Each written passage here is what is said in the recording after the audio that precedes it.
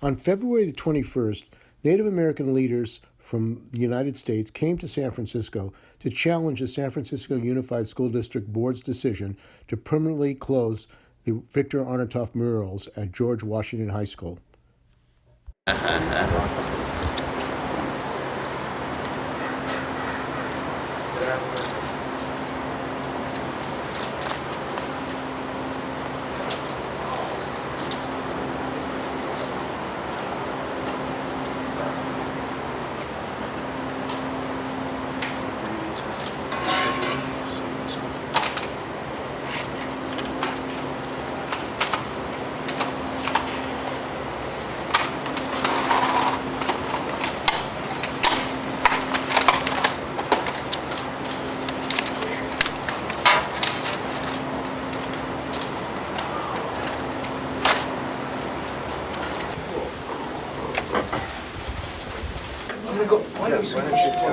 Superintendent is located up on the third floor, but he is not here. But I can accept this on behalf of the Board of Education. Okay.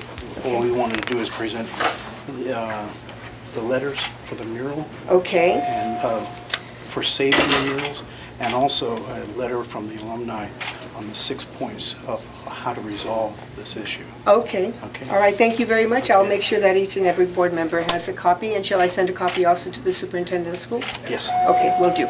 Okay. All right, thank you very much. I'm saying that we are in favor of saving those murals because they are vital evidence for Native people that these types of atrocities happened, that George Washington just did not just tell lies, but and that's what that Native individual on that mural represents, that that's how they treated us. And there's a whole bunch of other things. I can get into my own interpretation of that, but that's basically it, that we want to keep those up as visual evidence that these atrocities happened to our Native people. After seeing what happened at Washington High School, is this like just adding to the removal of what happened in the past? Is that you're trying to protect the present by showing the past? No, the past is just like what Eisenhower did when he took pictures of the atrocities over in Germany of those concentration camps. Yeah. If he didn't have those pictures, those people who are saying that never happened, the Holocaust never happened, what would you have? You have the visual evidence. Same thing with those murals. You have that visual evidence that actually happened. To take those down, what are you going to have? Just verbal? Good luck with that. That's not going to get anywhere. So it sounds like you see this as an opportunity to educate, right? Exactly. This is a school, so this is the perfect place to educate our youth about what happened. What would you say to those who say that they feel offended and it hurts the children to see those kinds of images, those kinds of racist images on the walls of the school that they attend? I think they need to understand what happened in this country and the genocide that did take place, and it shouldn't hurt them. The truth hurts, and that's what this is. It is the truth, and we need to embrace that, understand that, and not let it happen again. And what I see, and I've used this analogy before, is you've been in neighborhoods where there's a business that might have been there for 50 years. And you tear that down, and then it's gone. And in 3 or 4 years, people can't even remember what was there. And that's what I see as an Indian myself around this country, as we start removing Indian images and not talk about the history. You're continuing the genocide that had started back then. Because as far as I'm concerned, if you're an American Indian and you're okay with them throwing paint on that and saying, let's not talk about it, you're just as guilty as anybody of putting us in the past. And we should use this as an opportunity to talk in earnest about the genocide that happened here in California, that happened around this country. I'm from Kansas City. I work with the Kansas City Chiefs, and we've embraced the education part. And that's what this needs to be. It should be a teaching moment and not something to be destroyed and for a quick fix, saying, well, look what we did. and then 3 weeks later, it's like you're forgotten. So by destroying the picture, by painting over it, it does more to protect George Washington's image. In other words, he gets to have the image of the beloved founder of our nation. Well, you can look at it that way, or you can by painting over it, as I'm saying. Well, there's other images of George Washington around the country. How Right. many images are there of American Indians that are in this position that you have an opportunity to talk about? And the other thing, when I spoke with the young lady that I just talked to her on the phone, whatever happens here in California or any part of the country eventually finds its way back to my home in the Midwest.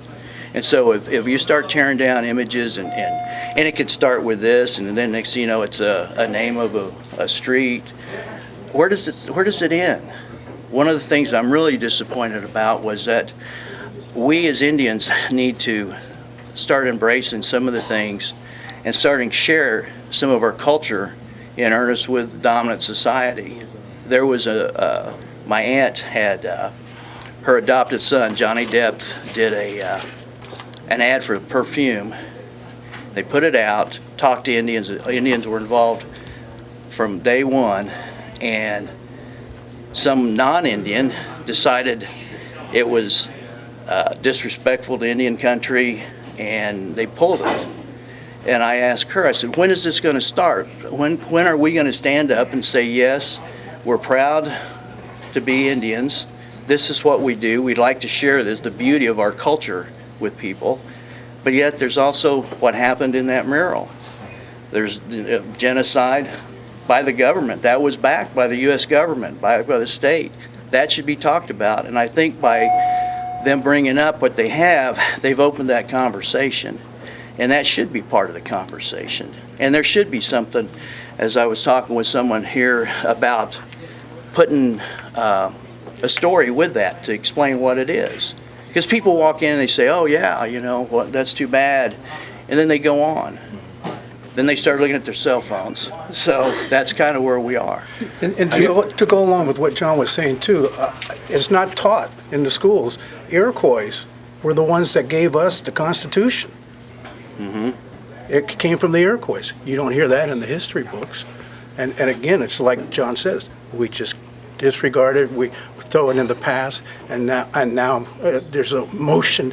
You hear all these people talk, oh, well, we want to do away with the Constitution. So again, you know. My last area that I wanted to ask about, of course everybody else is welcome, but I wanted to also talk about if there's a camaraderie with the African American community, because obviously there's controversial depictions of African Americans on the mural as well. So is there a sense of camaraderie with the African American community that has to see these images as well? Yes, Danny Glover's one, Mayor Brown is another, Amos Brown, the minister at Third Baptist, is another that wants to keep those up. I can go on to Alice Waters. Yeah, is another. So I mean, there's a lot of that. Just like there's camaraderie with those that are against it too. You know. So Dewey Crumpler, who's the artist of the other murals, was commissioned to do that, so that way we can have that camaraderie over those murals. And he's made the comment. He says, before I do my murals, you cannot destroy Arnautoff's. If you destroy his, you destroy mine.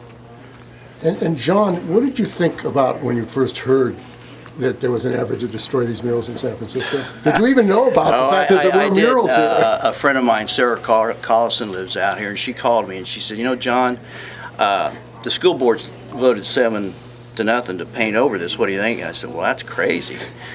You know. And so I called out, and I wish I could remember the young lady's name that we just met. I got her on the phone, Esther, got her on the phone and read her the riot act. No, I said, and she said, would you be willing to come out and state that? I go, absolutely. I said, aren't there other Indians out there? And she goes, well, there are, but they're not talking like you. And so the first thing when I heard that, I thought, these other guys are probably a lot younger than me. And when I hear the idea that there's all this traumatization, I'm 65.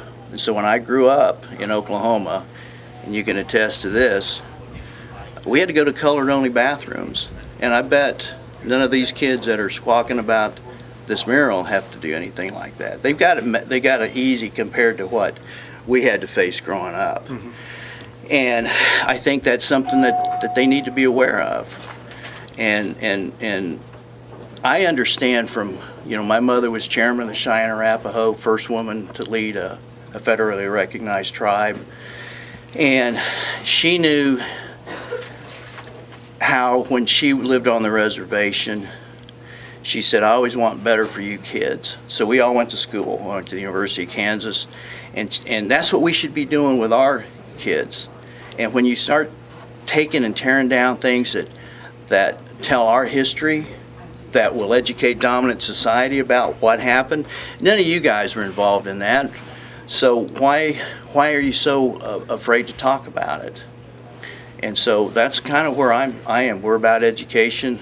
I'm working with the Kansas City Chiefs, the Atlanta Braves, and we're putting in education programs about American Indians.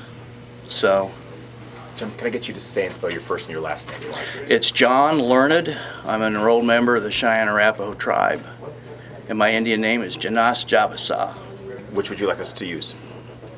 John Learned. It's hard to spell the other. Yeah. Well, I'm assimilated. No, so. May I ask you as well, please? I go by Tamaka Baily, And how do you spell that? Tamaka Bailey, a tribal elder as well as a certified teacher of the Oklahoma Choctaw language. Barth, Chief Eagle Robinson, Rosebud Sioux Tribe. Eagle Robinson? Chief Eagle Robinson. Chief Eagle. Barth, Right, I Chief was Eagle. sure. To expand on what my colas have said here about trauma, I can't speak to the trauma side, but the tragedy and that comes with the trauma is the truth that's not told.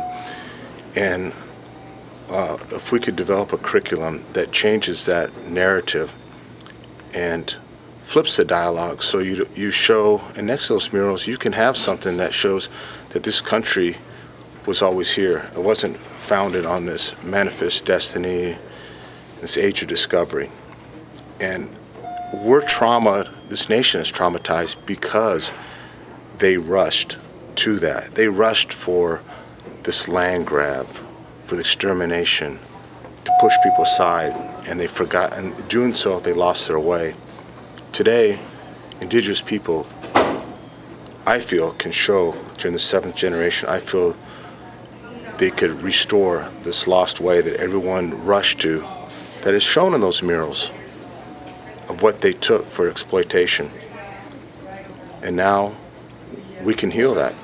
And it's not for it's for the nation's trauma, not so much for the students' trauma, it's for the nation's trauma.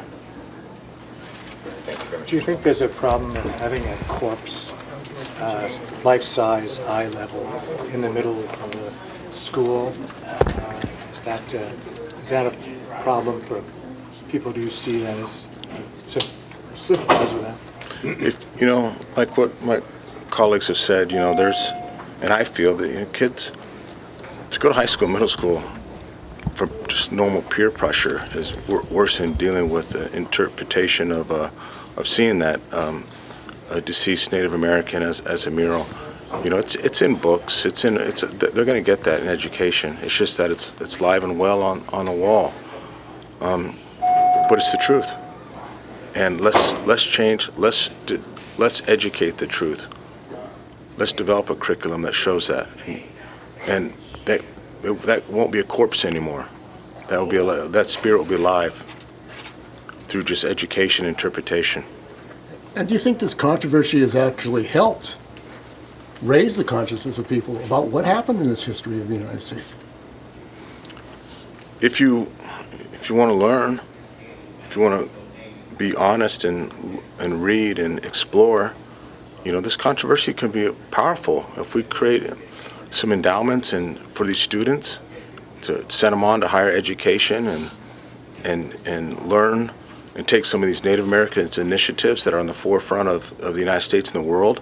And we've had these vast discussions with my colas and colleagues here about how powerful this can be, and it's not just about these murals. it's not just about it's about creating something positive out of this. Yeah, one of the suggestions that I was thinking of, they have orientation for those high schoolers. All the new ones that come in, why not have the orientation describe those murals and what they mean? So that way, now you're using it as an educational tool. To keep them up, you can use them for the art classes to show that type of technique of the Frisco artwork.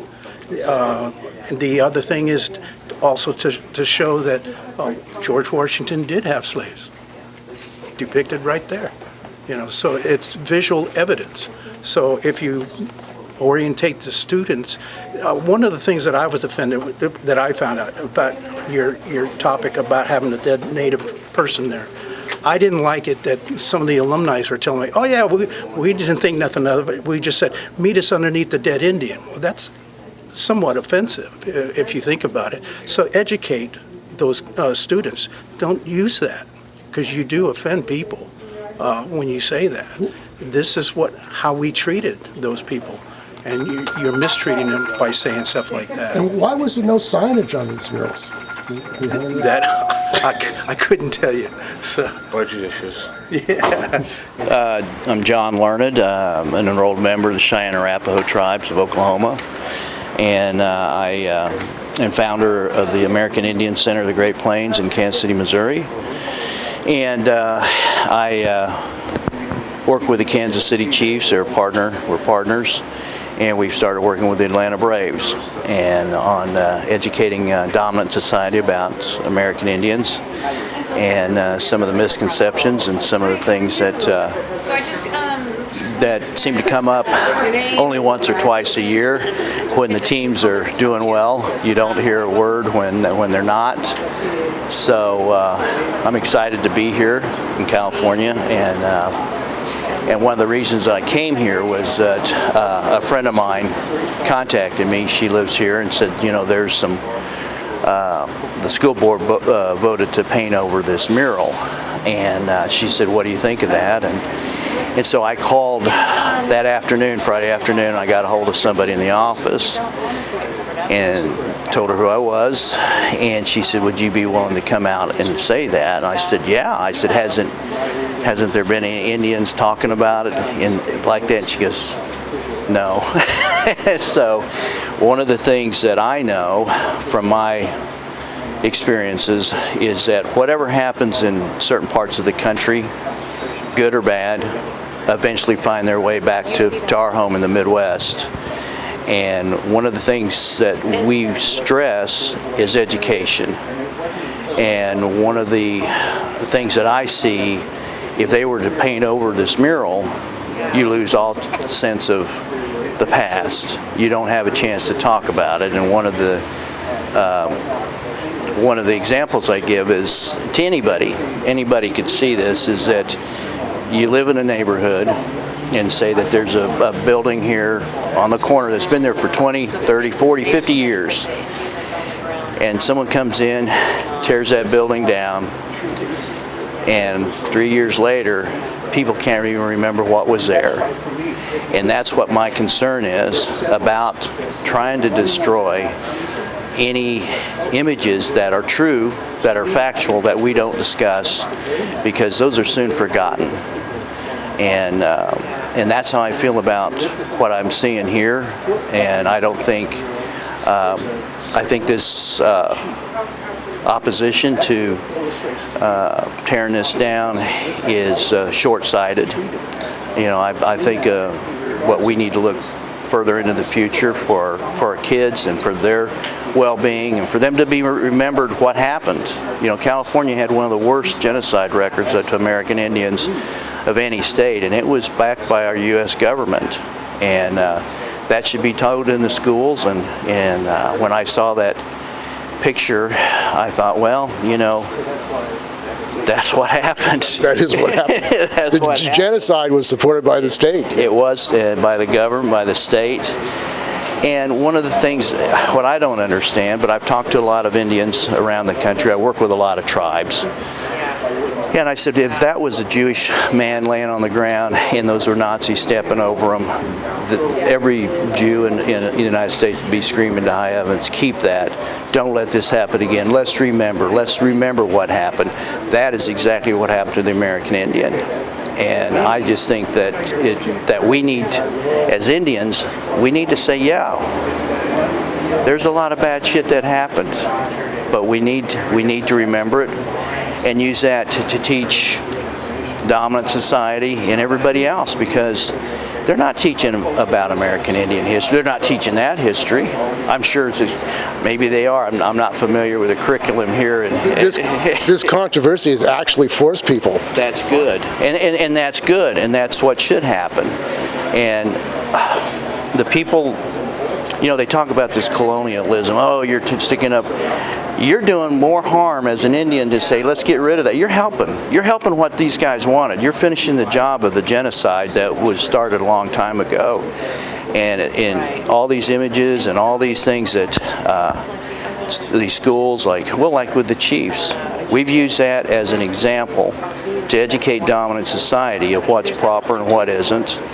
And the Kansas City Chiefs, along with the Atlanta Braves, as I've worked with them over the last several years, they're ready to make some announcements that a lot of Indians thought would never come. And one of them is we sent out a letter last fall to the tribes asking for support to ban the headdress and face paint at their games.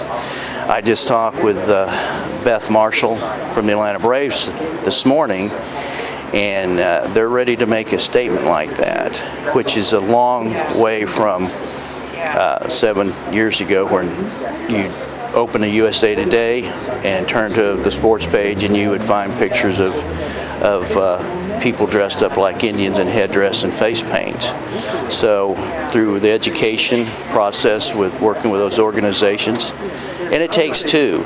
It takes two to find a solution and to solve a problem. You've been working on this for years. I've been working for the Chiefs for about 7 years. We started, what brought that up was a controversy that actually started with the Washington Redskins.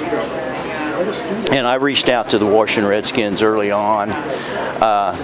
Not much luck, but they were in a court battle over their trademark and that sort of thing. But the Chiefs, Mark Donovan, president of the Chiefs, we sat down, and he's one of the smartest guys I know.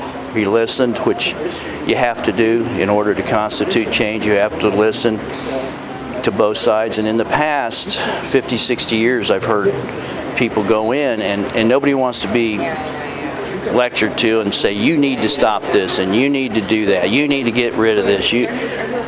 And my approach with the Chiefs was real simple. I'm not going to ask you not to do anything that you don't already do. I'm not going to ask you for any money, because as soon as I do, the opposition will say, well, they're bought off. And I said, so I want to put a face on Indian country. I said, we need to do that. We're at that time we were a decade into the new century, and I said, all those arguments from the 70s and 80s, they're antiquated. A lot of those people at that time are dead and gone.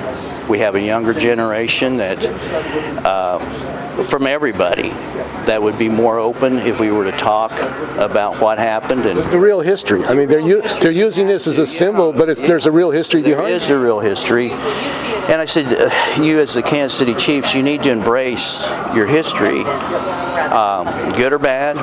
You have to remember, at the time, it was founded in the 1960s. What was going on in the 60s? Real simple. It was a white man's society. Black America didn't have a voice. Women didn't have a voice. Red America didn't have a voice. And then that started to change. And then once that changed, it was better, because here, the Chiefs like to stand on their idea in the late 60s that they were the first team to really go and recruit African American players, and they were open to that. And so I know the owner, Lamar Hunt, he was really into everybody. He was just wanted people. You know, he was a great owner and a great man, and his son Clark is the same. It's a really great family to be involved with. So they were open to discussing with you and others about getting out the real story of Native Americans and really making this part of their... Yeah, I think one of the things that the people don't understand with the Kansas City Chiefs, and I was in a meeting a couple of years ago, that some of their people that work in the organization don't even know the history of how they attained their name. They go, well, it was the Mayor Bartle, which is true. You know, his nickname was the Chief. Well, what a lot of people don't know is that he was really enamored with American Indian culture. He loved it. He studied it. And the reason they called him Chief was that he spent a lot of his summers up at the Riverton Reservation, the Arapahoe Riverton Reservation, and talked with a lot of the elders. And what they did as an honor to him was Chief Lone Bear of the Arapahoe, Northern Arapahoe. They made him an honorary chief, and that's why they called him Chief, because he was so proud of that. And you have to remember, this was back in the 50s and 60s, different time. And so that's how we got the name Chiefs. And so they took all of the cool stuff from the Plains Indian. You know, the headdress, the pony, the drum, everything that they could appropriate, they did. And I've always told the chiefs that it's nothing to be ashamed of if you don't try to make it better. And you need to embrace that history, and you need to tell your fans, and we need to move forward and let people know what's appropriate and what isn't appropriate. And so that's what we've been doing for the last 7 years. And this last game, we honored American Indian for his legacy seat at the game. We honored Jim Thorpe as the first president of the National Football League. His family was up, and we gave the football jersey to the Sac and Fox so they could put it in their Hall of Fame. And so we've done quite a lot of things, and we're planning on doing more. And you're here in San Francisco around this issue of the Victor Arnautoff murals at George Washington High. They're really the only murals in the United States at a high school about the Native American experience, African American experience. What do you want to say to the people of San Francisco, the people pro and con on the issue of the mural? Well, it's something that should be remembered and looked at in a realistic eye, just saying that this is, like it or not, this is a history of our country. This is how this country was built, on the back of immigrants that were forced to come here, and of the genocide of the people that had a civilization here. And there's nothing we can do about the past. You can't change the history. No, but and one of the things, you know, you're right. And one of the things I've always told the chiefs, and anybody that I talk to, we can't change the past, but you know what? We can build a better future. And to build that, you have to remember where you came from. So that's why I'm out here, because it's just so important to me and our family. Okay, thank you. Sure. With Kansas, you know, the shocking part, back in 1991, Kansas City Indian Center was going to partner with the Kansas City Chiefs. And they came up with this poster, which they approved. And they had, at the time we had Derek Thomas, great linebacker. So they had a poster of him, and you can buy it on eBay, of him in a full headdress, regalia, being African American. And me as an Indian, I saw that and I thought, whoa, that's shocking. But in history, there were chiefs that were mostly African American. They were black. But to see, we get so used to the stereotype of seeing, a red man with a headdress, and that's what we see, but life ain't like that. It's not like that. That's why I said this time, let's put a face on Indian country. Let's show what Indians look like now. And Mark Donovan and the chief said, John, this is a great idea. Let's proceed, and so we have, and we're real proud of it. We're real proud of it, and we've had tribal leaders participate pregame. We've done blessing of the four directions. We've done one of the best things that happened, and people here in San Francisco might not like to hear this, but when the season started, Joe Sargent, who works with the Chiefs, called and said, John, would it be possible and would it be appropriate if we had someone come in and bless our new drum deck? And I said, yeah, that'd be great. Surprised, because they're learning what might be important, and they want to follow that. So we did. I had Alan Redbird, who's Arapaho, came up, and we did at the pregame a simple blessing like it should. And after it was done, I said, we're going to win the Super Bowl.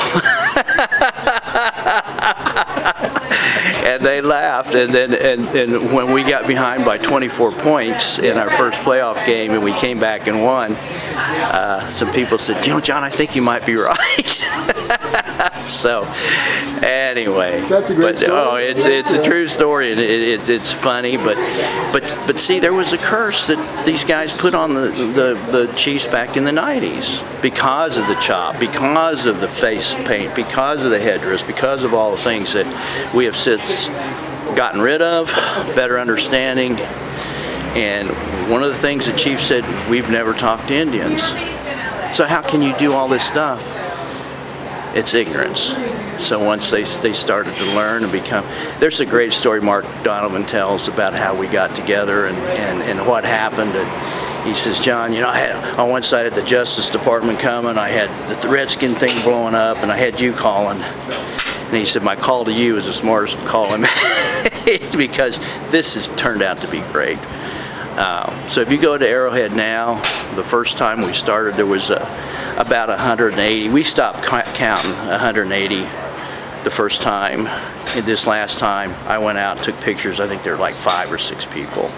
So I think we're still working, and there's some other things to come that we're all proud of. And I really enjoy working with Mark and Joe Sargent and everybody. So. Okay. Barth, Chief Eagle Robinson. So you're here in San Francisco in front of the San Francisco Unified School District. You have something you are going to say today that you think is important for the Native American people and the school district here? Well, it's definitely important to the school district to move forward a Native American or intertribal agenda for education. And the issue of the Native Americans, their history, there has been a struggle to tell it. You think the school district should be telling the story of Native Americans who were on this land before California formed as a state, and the history of Native Americans being part of the educational curriculum, and that's important for the people of California, the people of this country? Most definitely, but the story that should be told from not so much a Native American story, but it should be told from a Native American perception and perspective. So the narrative is almost flipped. An example would be when you speak of this country and the Americas, you speak of it from a standpoint that indigenous and Native American people and ways of life were always here. It would help immensely if it wasn't told and spoken from an age of discovery. And this controversy here around the mural, on the one hand, it's created a stir about this history and opposition to the murals and to cover them up, but it's raised the issue, what is the history and how should it be reflected? It's art for one, and it's one's interpretation of an immigrant's. The artist was an immigrant, and it's his first-hand knowledge, interpretation of what happened in America. It is our responsibility to move that narrative forward and show the positive side and shed the light on those stories from an indigenous standpoint, and also to share so everyone else has that same perspective and view. Because once you explain that, it changes your whole educational platform, and it opens up the world when you change your perspective. So it's powerful to explain that. Well, Victor Arnautoff was trying to explain in his art the history of George Washington and the controversial history at this point of what happened with the establishment of the United States. You think that he was successful in his art? I mean, here we are many years after that was painted, and it's a big controversy. Well, he had limited knowledge, or of that, and so it's his interpretation. But he, as an expressionist, he could, by putting that art there, it can open up your minds for today's discussion, for this moment today that we're here. Sure, he had some tragic. There's some his art shows a tragic past, an unfortunate past. But that being said, we have the opportunity to expand on that without ruining that interpretation in that past. So it's an education opportunity. It's an education. It's definitely an education opportunity, and a place for this high school to move forward with a curriculum that supports that in this new generation that's coming up.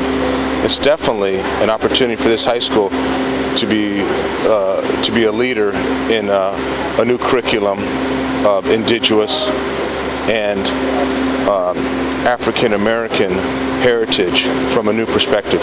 There is no Native American Cultural Historical Center. Maybe George Washington High would be a good place to have something like that.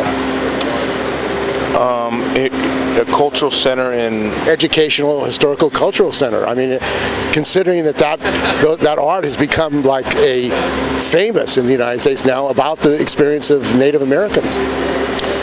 I'm not sure about if there's not a art cultural center, but there is. This would be a nice center to have, and for a curriculum to develop, an interpretation to develop out of. And some of the students said that they were traumatized. That was what was said at the school board meeting. Yet the district didn't really have any signage on the art to explain what it was. The question is, why wasn't there signage explaining what the art was? Right. I mean, you could have an introduction to the school, introduction to the art, definitely. And I can't speak to someone being traumatized, but maybe someone was not recognized, or they weren't, or their story wasn't told, and that can perhaps lead to feeling of I might want to say traumatized, but that could be feeling neglected and have an unheard voice. But it definitely would be beneficial to have an art class and a historical art class to explain and translate this type of work. Well, isn't that part of education for young people, learning about your own history? 100%, and from a different perspective and a different translation. Going like this now.